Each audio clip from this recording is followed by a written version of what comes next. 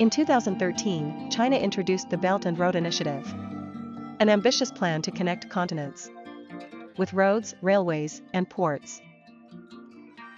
Beijing framed it as a vision of shared growth. Billions of dollars would flow into developing countries to modernize their infrastructure. Across Asia, highways, railways, and ports began to rise, financed by Chinese loans and built by Chinese companies. But in Nepal, tensions surfaced. Protests erupted after the government restricted social media, sparking fears of political pressure linked to Beijing. For many Nepalis, the blackout was more than an inconvenience. It symbolized the risk of losing democratic freedoms as ties with China deepened. In Sri Lanka, the Hambantota Port project became the most famous case. The government borrowed heavily from China to fund construction. But when Sri Lanka could not repay, it handed control of the port to China on a 99-year lease.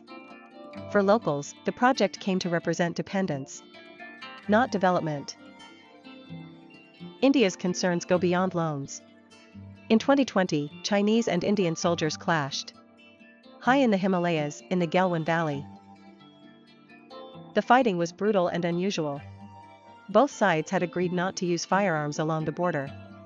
As a result, soldiers battled with clubs, stones, and even iron rods. At least 20 Indian troops lost their lives in this hand-to-hand clash. New Delhi responded by banning Chinese apps, tightening foreign investment rules, and preparing for long-term competition with Beijing. Bangladesh, meanwhile, has welcomed Chinese funding for roads and bridges, vital to its growing economy. Yet its largest export markets are in the United States and Europe. Dhaka must balance carefully between Chinese investment and Western trade. From Kathmandu to Colombo to Dhaka, China's projects are visible everywhere. But so are concerns about sovereignty and debt.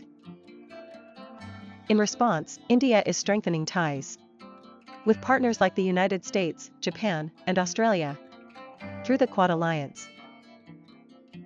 For the next generation in South Asia, the debate is not just about new highways or ports, but about political independence and opportunity.